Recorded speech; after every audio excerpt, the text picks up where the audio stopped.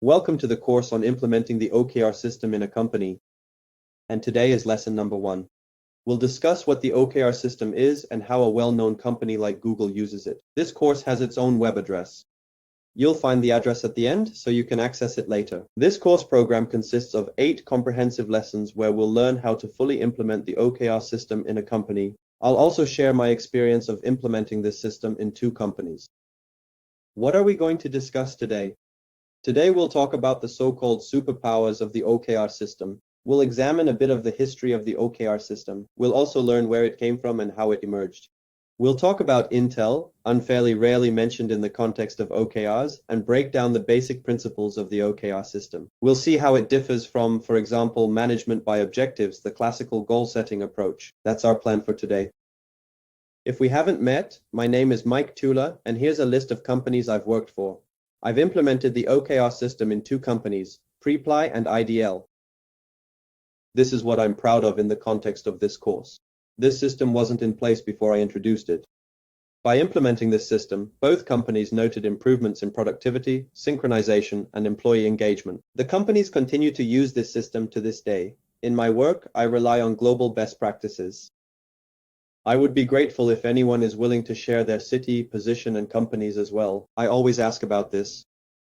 Next, for those already enrolled in the course, there will be homework assignments where you'll need to apply all the knowledge gained in practice and receive feedback on how well you're doing. Alright, let's get started with the course itself, the actual lesson. Once Larry Page, CEO of Alphabet, Google's parent company, and one of its founders along with Sergey Brin, he said about Google, "I wish I had this methodology when we founded Google, or even earlier when I was my only company. Although it's always been a struggle for me, good ideas with brilliant execution are the only way to make miracles happen." This is what the OKR method is for, a statement from one of Google's founders about how great the OKR system is. So what is OKR?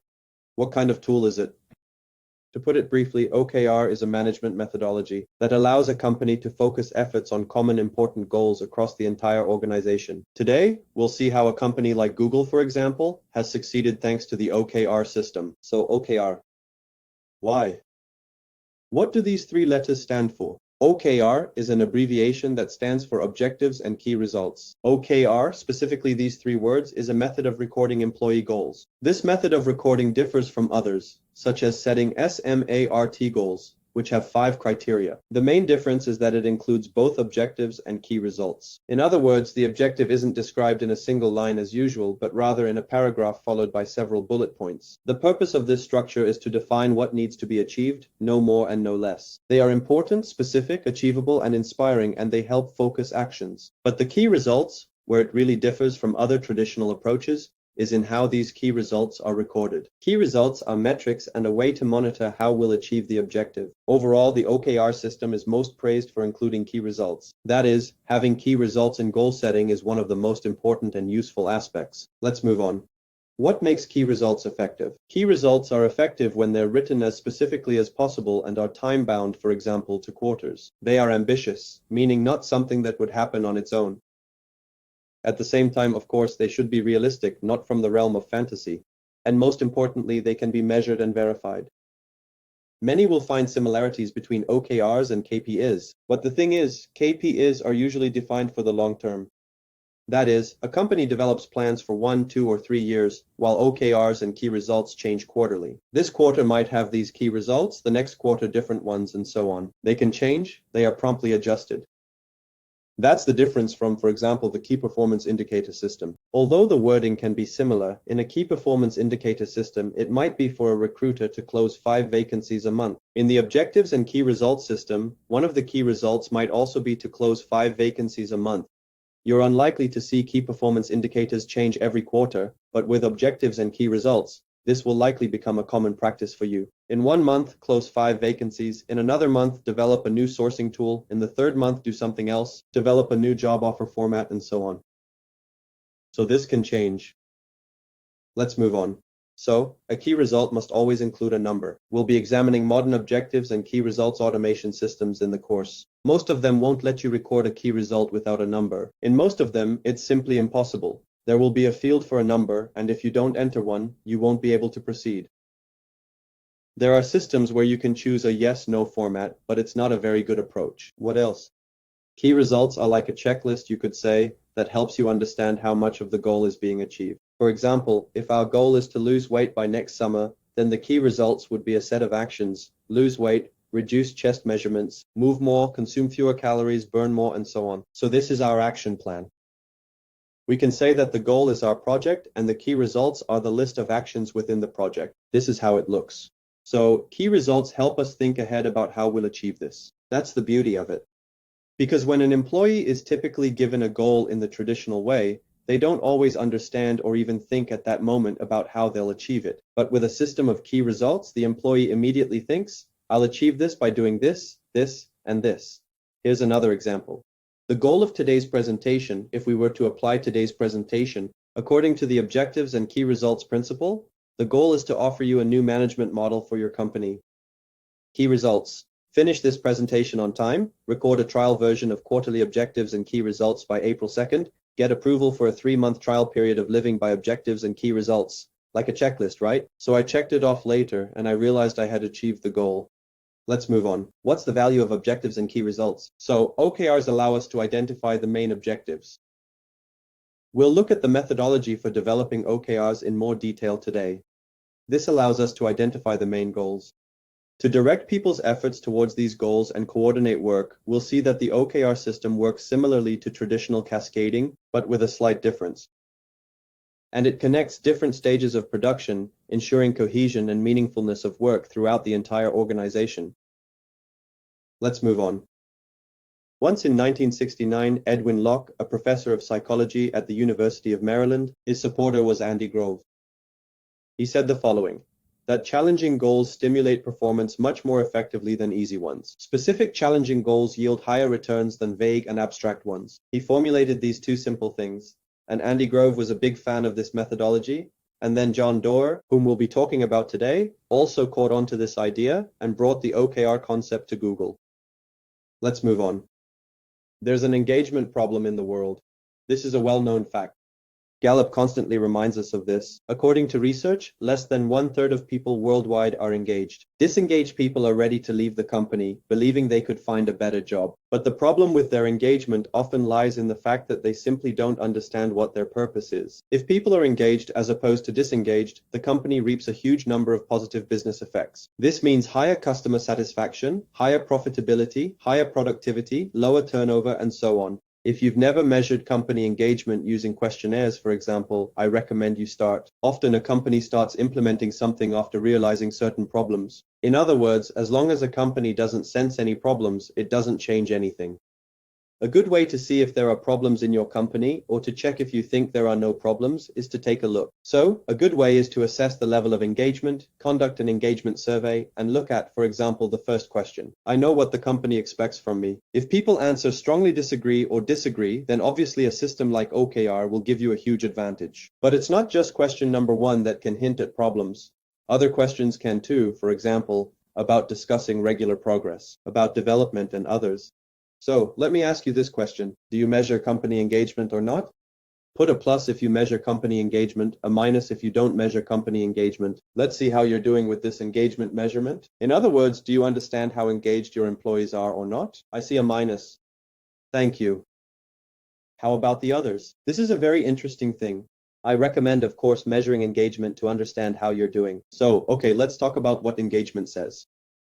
Gallup Company. And by the way, the company agrees with it here, stating that the most powerful factor in engagement is specific goals, written down and accessible to all employees in the organization. Goals lead to unity, understanding, and job satisfaction. This is the Q12 questionnaire. If you haven't encountered it yet, I strongly recommend getting familiar with it and using it in your company. And question number 1, as I said, is whether you know exactly what results are expected of you at work. Unfortunately, most employees say no. And without an OKR system or something similar, you're unlikely to have much success with the first question, as well as some others. Therefore, we can say that the OKR system, besides being a management methodology that allows all efforts in the company to be directed towards common goals, is also a way to increase people's engagement. Through goal setting, progress discussions, providing feedback, and employee development. All right, let's move on. Goals, of course, are not a panacea. You can't say that as soon as you have goals, everything will immediately take off and be perfect. If people have conflicting priorities or unclear, meaningless, arbitrary, changeable goals, they will become frustrated, cynical, and demotivated. In other words, if you simply set some goals for people, not the best ones, not the most well thought out ones, but just random ones, this won't give you an increase in engagement yet. So it's very important to approach goal setting thoughtfully. It's very important to apply the right approaches, methodologies, and so on. Unfortunately, not all goal setting systems are based on the right approaches, on how people really get engaged, how they feel their responsibility, how they then work with it, and so on. Let's move on.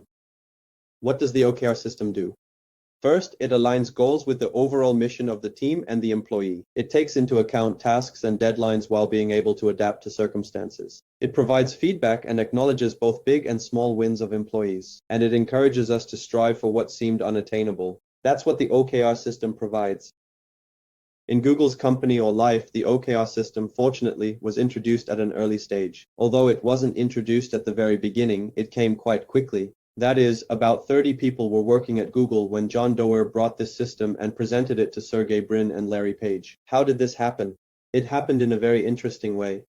John Doerr, who came to Google, at one of the meetings, he simply presented the system and said that when he came to work at Google, he found its leaders. Listen, how about using the OKR system? Sergey Brin, one of Google's founders, said, well, listen, we need at least some organizational principle. We don't have anything, so this will do. And he simply agreed to use this system in the absence of any alternative, and then realized what a powerful tool it was. Today, many companies use the OKR system, and not just from the IT world. For some time, there was a myth or a misconception that OKR is only for IT companies. Like with Agile, did people think it was only for IT? No, OKR and Agile can be adapted and applied to many other areas of business, especially OKR. BMW, Disney, Exxon, Samsung use the OKR system. Moreover, for small startups, OKR is actually a survival tool. That is, OKR helps when chaos often reigns in small companies and startups. OKR allows you to fix all of that. Let's move on. OKR is not a way to neglect employee management. It's not for management to just throw something at employees and focus on something more important. In the early years, for example, in the early years of Google, Larry Page, he's on the left in the photo. You see how young he is. This is, by the way, the time when Google was still in the garage. I just don't remember which founder's garage it was. So, in the early days, Larry Page would set aside 2 days each quarter to personally analyze the OKRs of each programmer, to discuss them personally. That's how involved they were in this system. Next, OKR, besides all its advantages that we've already discussed, is actually the only way to manage teams with a large number of direct reports. For example, at Google, managers can have up to 20 direct reports. And we'll learn further that in the OKR system, employees set their own goals, which is a great time saver for managers and allows for better goal setting for employees. Because when a manager has to come up with goals for 20 employees on their own, it takes a lot of time, effort, and then it meets resistance from employees. Then it turns out that these goals are unrealistic, the manager overlooked something, and so on, quarterly or annual. Often companies operate on annual cycles, although quarterly implementation is most often recommended. Well, in the companies where I implemented them, we implemented them quarterly. Google generally practiced quarterly OKRs, then added annual ones, and the process became two-tiered. Later, when Sundar Pichai took over Google's management, he switched to a single-tier annual scheme. But there are combinations to maintain a dynamic process and track goal achievement with clearly set deadlines, where each department reports quarterly, essentially on their key results. Next, what are these superpowers of the OKR system that they talk about so much? Superpower number 1, prioritization and commitment. Effective organizations focus on what's important and also clearly understand what's not important. OKR helps leaders decide what is actually important and what is not. This allows for more effective interaction between departments and teams. It also eliminates chaos and confusion because everyone is focused on one thing. In other words, the OKR system, by its methodology, kind of ties together the goals of all employees in the company, so no one starts doing something that nobody needs. Next, the second superpower is synchronization and transparency. This is supported in the philosophy of the OKR system and by many software solutions. All goals, including those of the chief executive officer, are visible to everyone. At first, it seems strange that all goals are visible to everyone. On the other hand, why hide the goals? Why should we hide employees' goals? If the goals of all employees are to implement the company's strategy. Therefore, the company's goals apply to everyone, and because people know each other's goals, they can better synchronize their work and better align their goals with those of the company. So in the OKR system, typically when you enter the system, you will see all the company's goals laid out like a tree, including the goals of managers, employees, and so on. Power number three, monitoring. Key results, as we have seen, are based on numbers. That is, they are data-driven. And the OKR system involves regular check-ins, regular goal checks, ranking, adjustment, and reassessment. Typically, companies introduce one-on-one meetings for this purpose. In those same two companies where I implemented the OKR system, I introduced meetings between managers and employees where they discuss OKRs. If a key result is not achieved, appropriate actions are taken to reach the goal or to revise or replace it if necessary. This means there is constant work towards the goal, nothing falls through the cracks. Superpower number 4, OKR systems, striving for outstanding results. OKRs recommend setting ambitious goals, such that achieving 70% is considered the norm. In general, companies are advised to treat OKRs not as something that must be achieved 100%, but as something living, dynamic, and changing, where achieving 70% is already good. But for this, you need to set more ambitious goals and key results. Therefore, OKRs motivate us to improve by achieving more than we thought possible, test our limits, and give us the right to make mistakes, allowing us to make mistakes and be creative. For example, Google has repeatedly set crazy goals for its employees, such as increasing YouTube users 1,000-fold in a quarter. This was very challenging. So the engineers, marketers, and other folks thought about what non-linear things they could do. What would give us such a 1,000-fold result? And many times they succeeded. The history of OKRs. Please meet Andy Grove, the author of the OKR system. He is on the right, Bill Gates is on the left. I think you often read about him. For some reason, people like to write about him. Andy Grove was concerned that people work very hard but achieve little. Like many of his like-minded colleagues and people of that time, he was looking for ways to work efficiently. What year do you think he came up with the OKR system? Please write in the chat. Those who are watching on Facebook, write on Facebook. Those on Zoom, write in Zoom. In what year approximately did he invent the OKR system? What year was it? Your guesses, ladies and gentlemen. Do not be shy. We are all friends here. Write what you think. All right, who is brave? Just guess a date, like last year or 10 years ago or however many years ago. Maybe 100 years ago. Well, they are writing 1981. Thank you. Elena writes 1953. Thank you too. Okay, you tried, you guessed. I am glad there were not any guesses for last year or the year before, and the photograph kind of shows that it was not too long ago. Okay. Over 40 years ago, Andy Grove invented the system. There is a preserved video of him speaking to students about it. It is low quality, black and white, very old, over 40 years old. Here is the link. It is proof that the system was invented. Moving on. It is very important that the OKR system allows for the achievement of goals. You know, most systems, including strategic planning and strategic sessions, goal-setting systems, smart goal-setting system, balanced scorecard, and many other systems, they all have problems. All these systems generate great goals that often end up not being implemented. The OKR system is one of the closest to actually allowing goals to be achieved. In other words, to make goals actually work. But even the OKR system itself is not self-sufficient, and I have noticed that it needs to be supplemented with additional actions. All of this is covered in the course. But if you, for example, have read about the OKR system or any book about OKRs, I strongly recommend reading Sean Covey's book, The 4 Disciplines of Execution on How to Achieve Goals. This is the part that was and is missing in the OKR system itself. If you combine the two books, you get a perfect system. That is actually how I structured it and how I teach people. Okay, so please note the date. The OKR system began to be used at Intel in 1971, 50 years ago. Intel was only 3 years old at the time, by the way, a young company. OKR presentation by Grove. The objective is the direction.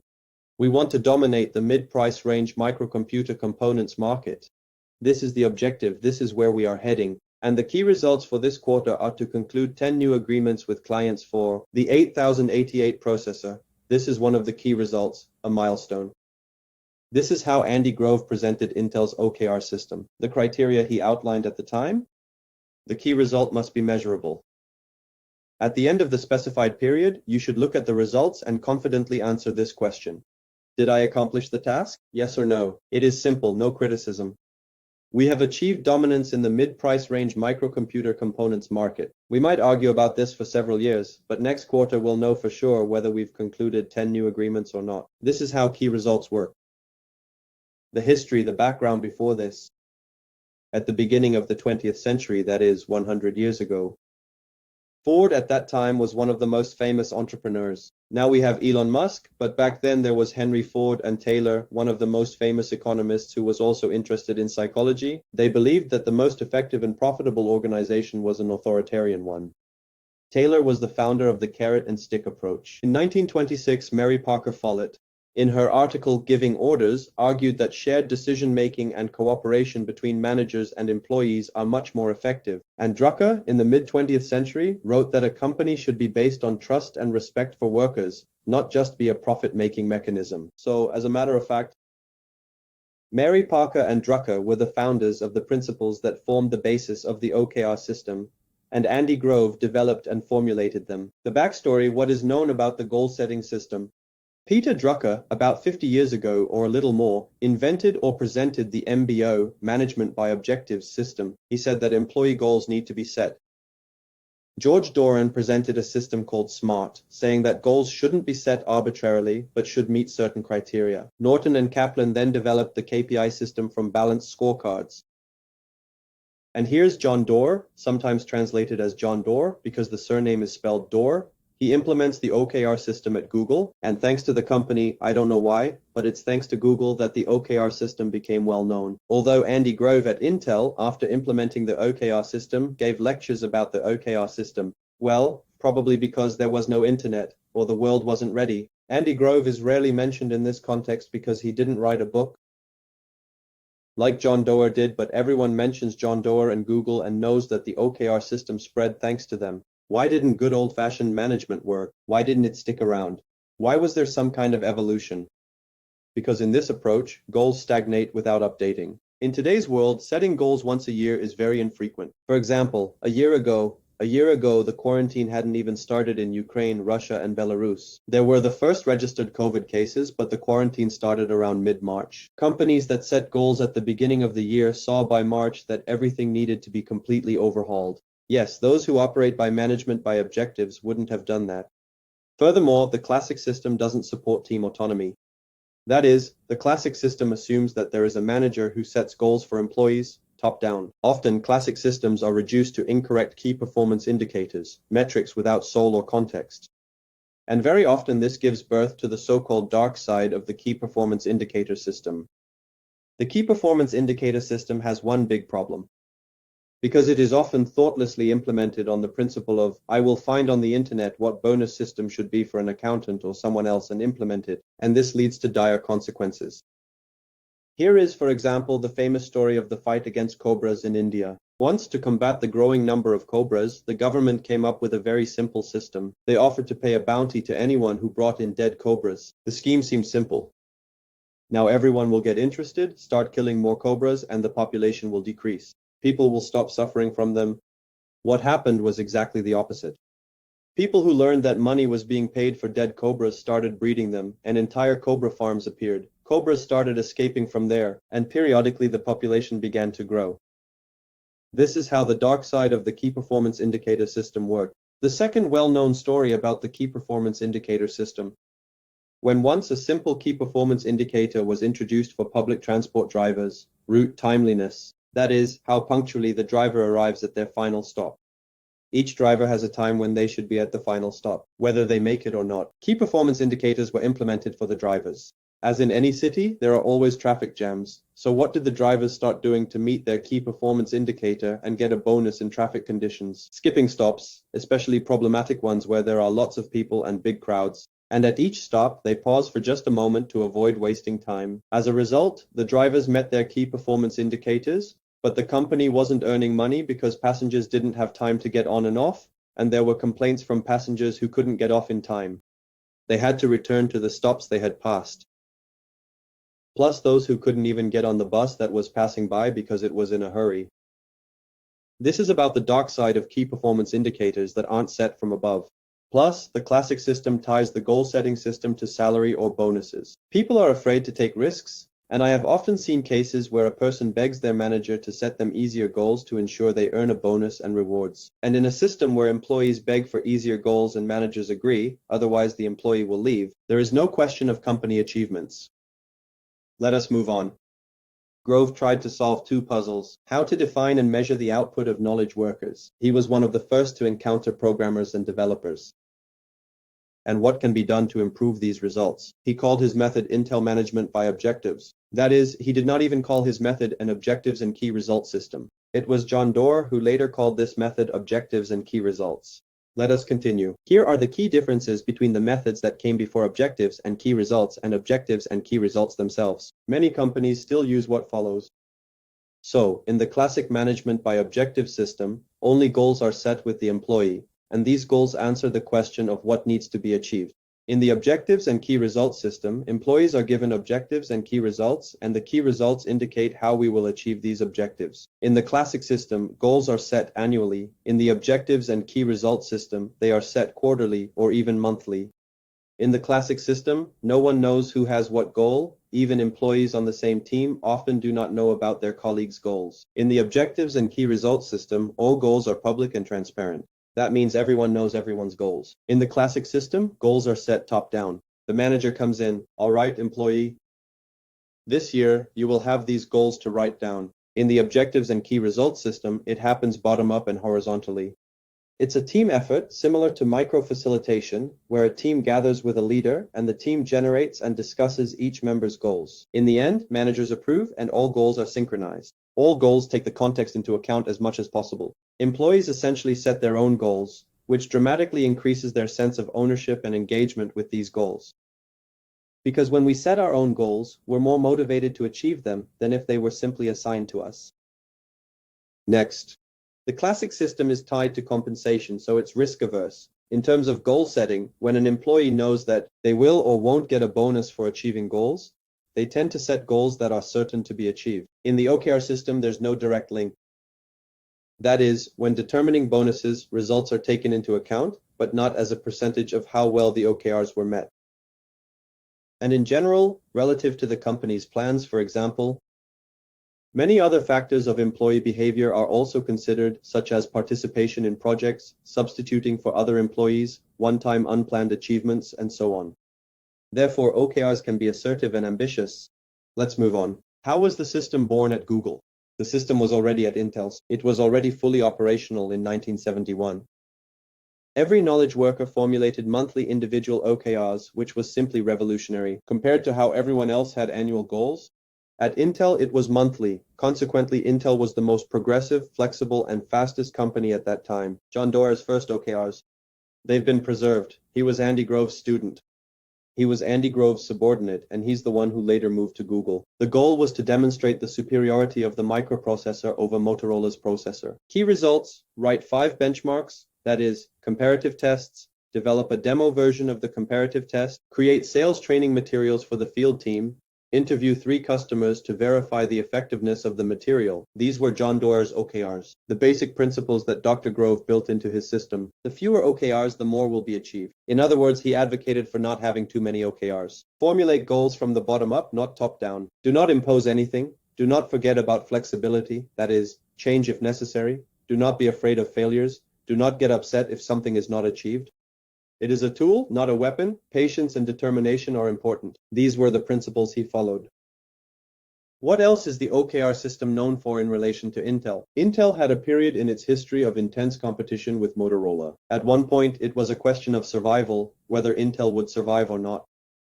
And thanks to the OKR system, the company completely turned its ship in a different direction to fight the competitor in just 4 weeks. It was the OKR system that allowed Intel to implement its battle plan against Motorola precisely and very quickly. The whole company quickly focused on one goal, although there were other goals, but if they had not done this, Motorola would have won. Indeed, thanks to this system, because everyone quickly reoriented their goals, the company was able to defeat its main competitor. Later, Motorola's top management said the following: "For us to book a plane ticket from Chicago to Arizona, it took longer than it took Intel to launch a full advertising campaign from A to Z." That is an example of Intel's efficiency. To ensure that this becomes an example, to make the processor the most efficient family of microprocessors, And here is another set of key results similar to those mentioned earlier. This then cascaded down to the departments. That is, each department had its own key results depending on their specific responsibilities. We will not delve into many technical terms, of course, but here are some examples. So let us summarize today's lesson. What did we take away from this lesson and what did we learn about? Key principles of how the OKR system works. They are quarterly instead of annual. They are transparent instead of hidden. They are flexible, you can make mistakes and you can change them. They are ambitious, meaning it is advisable to set goals where achieving 70% is already considered acceptable. And it is a work tool, not a method for evaluating employees or calculating bonuses. Also, the OKR system integrates perfectly into the strategic planning system. When there are company strategy annual goals, it serves as a layer between annual goals and budgets and monthly KPIs. It is a tool for implementing companies' annual goals. Now, homework for everyone in the course. Write your quarterly OKRs in the format of what you want to achieve and key results. This concludes our first session. In the next session, we'll study the fundamental principles of OKR, examining the mechanics of how it works in more detail. Books I can recommend: A Book for HR Departments by Google's HR Director, John Doerr's book, Measure What Matters, and a book about Google. With this, our lesson is coming to an end. If you have any questions about the lesson, feel free to ask. If you have any comments or are ready to share the benefits you've gained, please write them as well. And taking this opportunity, I invite everyone to take this course where we'll go through the entire process of launching and working with the OKR system. There you have it. It was very helpful. Great. Thank you for the feedback. Well, it seems no one else is writing anything. Well then, thank you all very much and have a great Friday. Have a good weekend, everyone. Ladies, happy International Women's Day. See you soon. Bye-bye.